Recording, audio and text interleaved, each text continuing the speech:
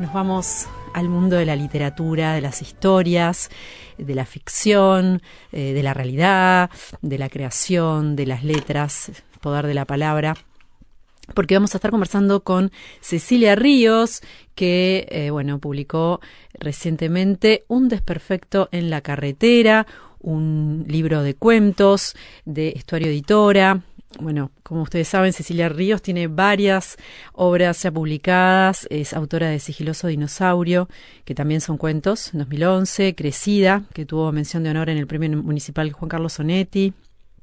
También este es poesía, ¿no? Su obra Cuatro mujeres de campo obtuvo el tercer Premio Nacional de Literatura del MEC en 2017, en categoría Dramaturgia Inédita. Varios cuentos suyos han sido incluidos en diversas antologías y publicaciones colectivas. Su libro de cuentos No fumes ni vayas a la guerra obtuvo el premio Narradores de Banda Oriental en 2019. Y también tiene varias historias publicadas en la colección Cosecha Roja de Estuario Editora. Allí publicó las novelas Volver de Noche, que fue Premio Lucich en 2019 de la Intendencia de Maldonado, y Apenas la conocía en 2022. Bienvenida, Cecilia. Bueno, hola a todos y muchas gracias por invitarme. Es un gusto estar acá en este programa tan lindo. Bueno, gracias. Un gusto recibirte también. Es la primera vez que venís. Sí, qué lindo. Bueno, y tenés una larga trayectoria como escritora y en realidad tu profesión fue por otro camino nada que ver. Siempre te dedicaste a los números, contadora, aunque siempre escribiste, ¿no? Sí, en realidad siempre escribí. El tema es que dedicarse a la literatura, cuando tuve que elegir qué estudiar, porque mis padres nos educaron, a mí y a mis tres hermanos, como que no había otra opción que seguir estudiando. Había que ser independiente. Sí. Eso está bueno. Pero bueno. Entonces, en realidad no me planteé estudiar literatura, sino música, porque también, digamos, la música me acompaña desde muy chiquita. Aprendí a leer música antes que a leer letras, pero mis padres se opusieron a eso. Y ¿tocás algún instrumento? Toco el piano, toco la flauta y bueno. Y bueno, muchas veces detrás de las personas de letras hay músicos, ¿no? O hay gente amante de la música. Sí, porque en realidad el ritmo que digamos, toda narración tiene está obviamente relacionado con la música que escuchamos o que hacemos o que interpretamos, ¿no? Ese es como algo... En realidad todo, viste, que tiene un poco relación, pero dividimos literatura por un lado, música por el otro, danza para poder entender mejor. Pero en realidad el mundo es uno. Y bueno, y desde muy pequeña, sí, desde muy chiquita, escribía. ¿Escribía ficción? Escribía poemas, cuentos, pero nunca me interesó estudiar la literatura como analíticamente, ¿no? Recién en los últimos años me puse como a ver un poco más la parte formal, pero era como que una aproximación muy, digamos, física, muy intuitiva. Y lo que me planteé realmente fue estudiar música, que no pude, y después algo relativo a las matemáticas, porque también me gustaban. Y en principio pensé ingeniería, pero en un verano me encontré con una amiga que iba a estudiar ciencias económicas y me pareció que era más fácil. Y la verdad que por eso decidí hacerlo. Y bueno, después entré en ese mundo que me permitió sobrevivir, porque, digamos, tenía ingresos bastante buenos, que si no hubiese elegido eso. Y bueno, más allá, en el trasfondo de mi trabajo siempre estuvo la escritura en los momentos libres, ¿no? En esos ratitos robados a la vida. ¿En qué momento te asumís como escritora? Bueno, es que fue siempre como una contradicción grande en mi vida cuando era hasta los 20, por ahí, que empecé a tener conciencia social, era como algo natural. Pero después, no sé, se me vino la idea de que la literatura era inútil y que debía ser algo útil. Eso también colaboró con la elección de mi profesión. Después, con los años y la persistencia de esa, digamos, voluntad y ese deseo de escribir, como que llegué a la conclusión de que sí, es inútil, pero es necesaria. ¿Cuáles han sido tus referentes en todo este tiempo más reciente, digamos? Bueno, en el último tiempo, escritoras que son mucho más jóvenes que yo, como Samantha Schweblin, Mariana Enríquez. Hay una mexicana que nunca me acuerdo el nombre, la autora de Temporada de Huracanes, Fernanda Melchor. Porque hay otra que se llama Fernanda Ampuero, siempre se me confunde, pero no, Fernanda Melchor es una gran escritora que realmente admiro mucho. Bueno, Bolaño, ¿qué te podría decir? Esos, y una escritora norteamericana que se llama Elizabeth Strout, también me gusta mucho. Claire Keegan, que es irlandesa. Una autora de novela negra que se llama Laura Lippman, también me gusta mucho. O sea, los escritores maravillosos son muchos y, bueno, las conexiones van cambiando a medida que uno lee y conoce más. Estos cuentos, algunos podrían entrar dentro de esto de la novela negra, ¿no? Todos tienen una cosa, incluso nombraste a Samantha Schweblin, esto del horror cotidiano, ¿no? De que a veces las cosas más tremendas y más oscuras están muy cerca. Sí. Bueno, en varias de estas historias, al interior de las familias hay cosas monstruosas, que bueno, que son cuentos como variados, pero tienen todos ahí como una cosa un poquito oscura, ¿no? Un poquito complicada. Sí, vos sabés que cuando el libro que obtuvo el incentivo Felisberto de la publicación, yo lo escribí, ponele, hace 2 años, lo terminé de escribir. Y estuve 1 año descansando en una editorial que finalmente no lo publicó, y cuando se presentó al fondo y cuando finalmente salió la decisión de que estaba aprobada su publicación, había pasado un buen tiempo. Entonces volví a leer los cuentos, este libro, y lo sentí como que, me parecía como que era todo muy amargo. Hasta que hice un cuadrito y dije, bueno, este tiene una salida, este no, y más o menos había un equilibrio. Porque siempre tengo como la tentación de escribir algo que salga como positivo, ¿no? Pero no me sale. Bueno, y eso es interesante de los cuentos, ¿no? Porque vos vas escribiendo, tal vez en distintos momentos del tiempo, juntando cuentos, y después es cómo se arma esa composición, ese orden que va a ser un libro, que es como otra parte, ¿no? Ah, sí, es una parte muy importante para mí. O sea, yo soy, digamos, quizás de mi profesión, mantuve el carácter analítico. Entonces yo, cuando iba a armar el libro, me fijé quién hablaba, el tipo de personaje, el tipo de voz usada, hasta los nombres, porque una vez había escrito un nombre y los personajes se llamaban Marisa y Miriam, y claro, la gente se confunde. O sea, son detalles que a veces pasan inadvertidos. Y los nombres son importantes, ¿no? Son muy importantes, sí. Son muy importantes porque... ¿Cómo te vienen? ¿Como por música o tienen otro tipo de sentidos? Yo no sé cómo aparecen. Lo que pasa es que aparece un nombre, por ejemplo. Aparece Mercedes, por decirte algo. Bueno, entonces después los que acompañan a Mercedes tienen que ser nombres que no se parezcan a Mercedes.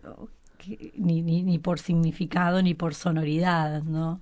Para que, digamos, se pueda establecer que la persona que lea sea fluido, ¿no? Que no se tranque diciendo esta quién era la hermana, era la tía o era porque claro, el que lee una sola vez y el que escribe lee muchas veces.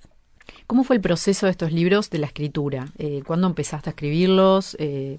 Bueno, estos cuentos en general... Estos libros, te dije, no, estos cuentos. Estos cuentos en general, salvo 2, tienen unos 4 años. Y los escribí, digamos, durante la pandemia, un poco antes. Y bueno, ese es más o menos el tiempo que me lleva a mí escribir, corregir, volver a... ¿Un cuento en cuánto tiempo lo escribís? ¿Cómo es el mecanismo? Bueno, hay cuentos que me llevan varios años. Hay un cuento ahí que se llama En el bosque de Araminda, que es digamos, la voz de un niño. De un niño. Aunque no está en la primera persona, digo, pero es un niño el que habla, el que cuenta. Me costó muchísimo, porque ya estoy un poco lejos de ese mundo de los niños y tuve como que escuchar e investigar un poco a ver cómo... ¿Y el germen cuál fue? Porque hay toda una historia ahí, ¿no? Con los cuentos infantiles también y los miedos que nos transmiten. Claro, bueno, un poco... Y todo ese universo de cómo el terror del niño está en algo ahí tan cercano. Bueno, en realidad no vino por ese lado. El primer, digamos, disparador del cuento fue reiteración de algunas historias, digamos, a nivel periodístico sobre todo, digamos, de padrastros, violadores, malvados. Y yo conozco muchas familias, de hecho estamos rodeados y también hemos sido parte de familias armadas con pedazos de otras que en realidad funcionan bien. Sí, ¿no? que a veces el abuso viene por los padres verdaderos. Claro, sí, o no necesariamente, sí. Pero tenemos digamos, el mito de la madrastra y el padrastro. Sobre todo la madrastra, ¿no? El padrastro como que no está tan mal visto. Pero la madrastra, palabra madrastra es un horror. Es horror. Entonces siempre pensamos en Blancanieves, pobrecita, bueno.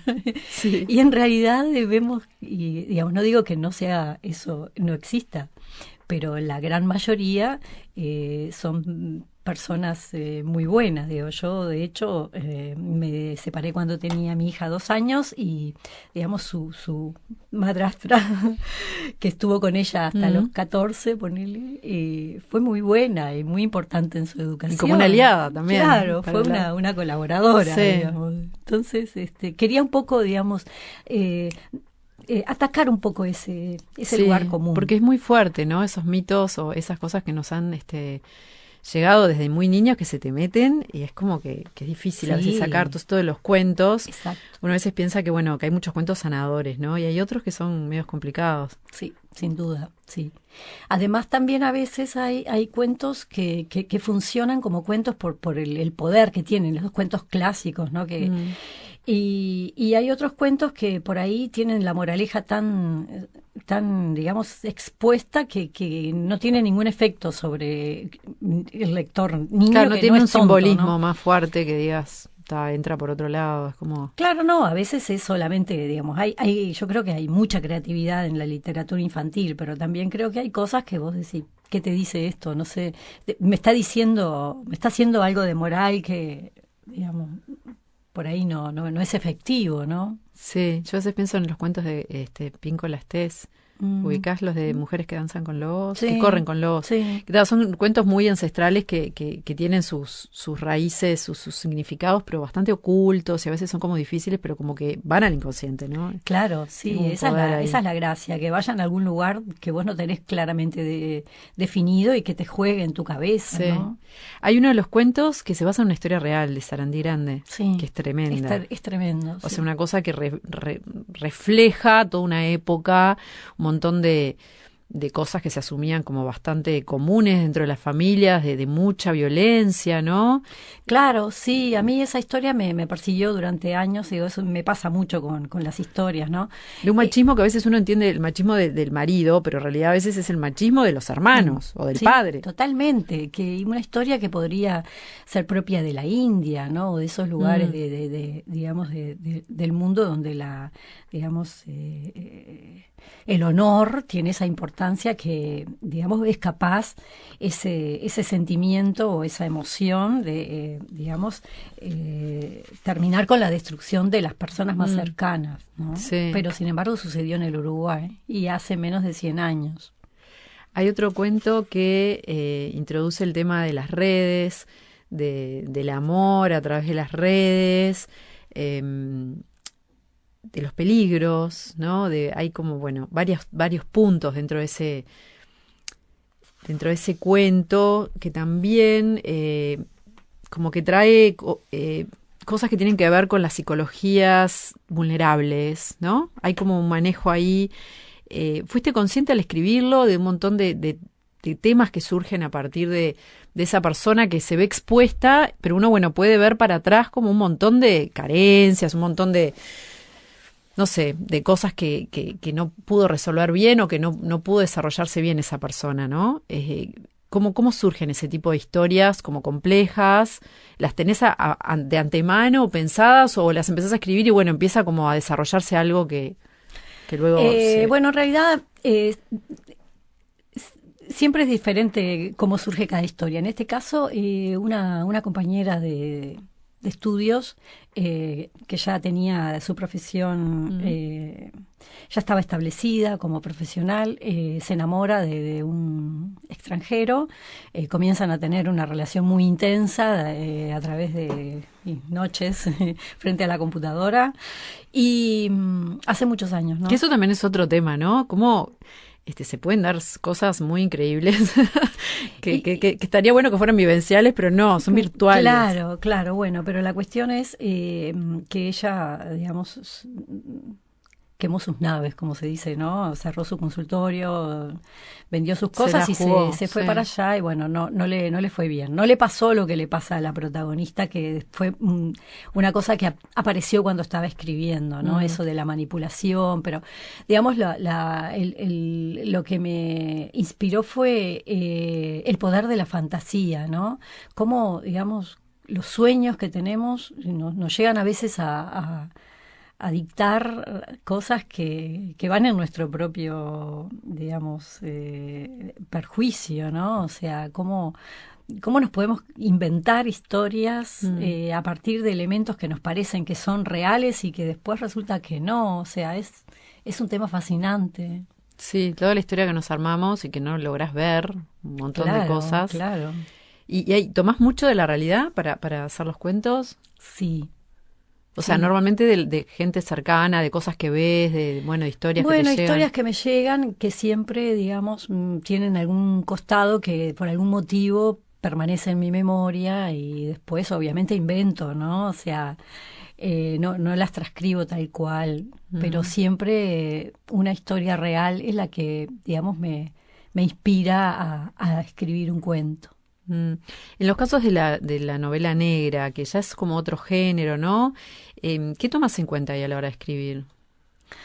Bueno, en el primer caso fue una historia negra, pero que para mí no tenía ese carácter, ¿no? Es que es la historia de una traición, que es lo que aparece en Volver de Noche, ¿no? Y que, digamos, una historia que implica una pareja joven en la cual hay una traición, pero no amorosa, sino, digamos, policial, digamos, por parte de ella, ¿no? Y esa historia la escribí hace muchos años, no sé, muchísimos, 30 años, ponerle después, como 20 años después la retomé y me parecía que le faltaba algo y le agregué, digamos, la opinión de una escritora también ficticia, que es la que inventa esa historia y, digamos, su vida es paralela a la de esta pareja delincuente. Bueno, a mí me interesaba eso, pero terminó siendo otra cosa. O sea, la voluntad es una y después el desarrollo de la escritura agarra para otro lado, ¿no? Después, en el segundo caso, era más bien conocer la verdad, qué es la verdad, dónde termina. Sobre todo en el género negro, estamos acostumbrados a que, bueno, hay digamos, una estructura bastante clásica en donde hay una situación, una incógnita, que es, por ejemplo, quién mató a quién. Hay una investigación y finalmente se encuentra quién mató a quién. Pero eso en la realidad no es así, porque como vos decías recién hablando de este cuento Calea, hay otras cosas atrás de eso, ¿no? Y atrás de la mano que mató, quién está, qué pasado hay, qué sociedad hay, qué entorno hay, y tanto en la familia, digamos, en la familia y el entorno del muerto, ¿no? Es, digamos, no... Hay un montón de factores que terminan determinando una acción, ¿no? Claro, pero que, digamos, la verdad no es esa cosa, bueno, un punto final, sino que hay una ambigüedad también, y esa ambigüedad me interesa explorarla. Son casi todas tus historias de personas, o sea, por fuera de ti, como que no sos muy autobiográfica, ¿no? En tus escrituras. No te interesa. O sea, Viste que estamos en un momento muy de autoficción. Claro, pero yo fíjate que tengo 64 años y desde los 10 años que escribo diarios. que no lo escribo todos los días, pero con mucha frecuencia. Entonces, como que si me sentara a escribir sobre eso sería sumamente aburrido, ¿no? Aparte que estoy conmigo todo el día. Entonces lo que me divierte de la escritura es meterme en la cabeza, en la piel de otras personas. ¿Por qué escribís diarios? Bueno, lo empecé a hacer, no sé por qué, capaz porque en mi época te regalaban un diario íntimo con una llavecita, ¿no? Era un regalo muy común para las niñas. Y ahí creo que vino mi fascinación por los cuadernos, las libretas. Tengo siempre muchas. Y ¿diario a mano siempre? Sí, a mano. Y después en la adolescencia me ayudó mucho a transitar ese momento difícil en que me sentía rara, como todas las adolescentes, incomprendida y todo eso. Y ahí expresaba mi ser. Y bueno, y después con los años me di cuenta que era algo terapéutico también, ¿no? O sea, y como un espacio de ejercicio también, ¿no? Muy fuerte. Bueno, sí, sin duda que es un ejercicio porque ahí por lo menos todos los días escribo, ¿no? Aunque no es... Que no sea todos los días. Claro, tengo una continuidad en la escritura. Aunque ahí tampoco, digamos, es distinto la escritura porque es como que no te preocupa armar la frase, ni que haya repeticiones, ni que falte una coma. Eso como no lo lee nadie. Pero sí, no, la autoficción no me convoca en ese sentido, pero sí la practico porque, digamos, escribo sobre mí misma. ¿Has ido a algún taller que te haya marcado? ¿Cómo es la parte, digamos, más allá de la lectura, que obviamente es una gran formación? ¿Qué otras fuentes han sido importantes para ir como perfeccionando, afinando la pluma? Bueno, en primer lugar, el aporte de todos mis amigos y lectores, pobrecitos, que reciben periódicamente. Por suerte tengo muchos y trato de derrotarlos para que me den su opinión, que siempre enriquece mucho, ¿no? Después he leído algunos libros también sobre... Está bueno porque son cuentos, no estás tipo diciéndoles léete este libro. Una novela de 400 páginas. Claro, que es como, uy, sí. No es fácil. Además a mí me pasa también, sí. Que me dan libros de 300 páginas y digo, ay, ¿por qué? Sí, porque está todo bien, pero el tiempo es tan escaso, ¿no? Sí, no te da para todo. Porque es un honor que tenga un libro, Sin realmente duda, está buenísimo. Es un honor y es una responsabilidad, pero claro, en este tiempo en que andamos corriendo, no, sí. A veces decís, no quiero. Y ahí tenés un buen termómetro. Sí, ahí tengo un buen termómetro. Después, no, porque cuando yo era joven pensaba que los talleres literarios no servían para nada, que eran algo así como chapa y pintura, que no. Pero con los años cambié mucho, digamos, radicalmente. Creo que sí, que son muy útiles. Es más, ahora yo hago un taller de cuento, sí, con otra escritora, Lucía Lorenzo, y intentamos darle herramientas, porque ahí lo dice Samantha, si vos vas a pintar, tenés que aprender cómo pintar, más allá de que estés inspirado y hagas cosas divinas. Y también hay un elemento también de entusiasmo, ¿no? Para tocar el piano precisás también practicar. Y bueno, y hay algo de la escritura que también tiene aspectos prácticos, ¿no? Qué bueno. ¿En qué sentido crees que tu costado con los números te ha determinado en algo la escritura? Bueno, sí, la economía, ¿no? Tratar de usar, si puedo usar 3 palabras en lugar de 8, opto siempre por... Como una maximización del lenguaje. Sí, a veces es demasiado económico y no llega a tener el efecto buscado, entonces, digamos, sobre todo en el último tiempo me extiendo un poquito más. Pero eso de la economía es algo marcado, sí. ¿En qué estás ahora? Bueno, estoy escribiendo unos cuentos de género negro que no me entusiasman demasiado. O sea, los he escrito, pero noto que algo les falta. Creo que voy a dejarlos descansar un tiempo para volver a ellos y... Eso está buenísimo, ¿no? Tener como ahí un stock de cosas que has ido haciendo y que podés retomar, que podés darles un giro que por ahí ni se te ocurrió. Claro, en ese sí, momento. Por ejemplo, hay un cuento ahí que es el último, el de, ¿cómo se llama? El cuello de la gallina azul, creo que se llama. Que bueno, que le da también la tapa, ¿no? Claro, era muy viejo ese cuento, lo había escrito del punto de vista de la señora, digamos, de la señora, de la amante abandonada. Y lo cada pocos años volvía a él y lo mejoraba, pero nunca me convencía, hasta que le di una vuelta y lo escribí de una manera completa, lo reescribí. Y bueno, pasa eso, a veces el cuento no te convence como autora porque algo sentís que le podés dar más. Y bueno, pero no llega el momento, porque siempre cuando vos escribís algo te parece que está buenísimo. O sea, a mí me parece, no lo termino y digo, ay, qué bueno quedó este cuento. Y después a los 6 meses lo leo de vuelta y digo, pero esto es una porquería, ¿cómo pude escribir esto? O sea, tenés como una conexión muy emocional que no te deja, es como que no podés ver si tu hijo es feo, ¿no? Pues siempre es lindo. Y pasa lo mismo, ay no, es como un hijo recién parido que te parece que tiene todas las virtudes y después al tiempo ya no es un hijo, simplemente es un cuento, una historia que vos escribiste, pero que tiene sus defectos. ¿Te has ido viendo cómo sos, autoconociendo a través de lo que escribís, aunque sea totalmente ficción? Y bueno, sí, siempre hay un descubrimiento de mí misma, incluso a veces cuando leo sobre todo cosas viejas, me veo mucho en cosas que escribí. ¿No? Bien. Bueno, Un desperfecto en la carretera es este libro de cuentos de Cecilia Ríos, que está en todas las librerías. Y bueno, muchísimas gracias, Cecilia. No, gracias a vos.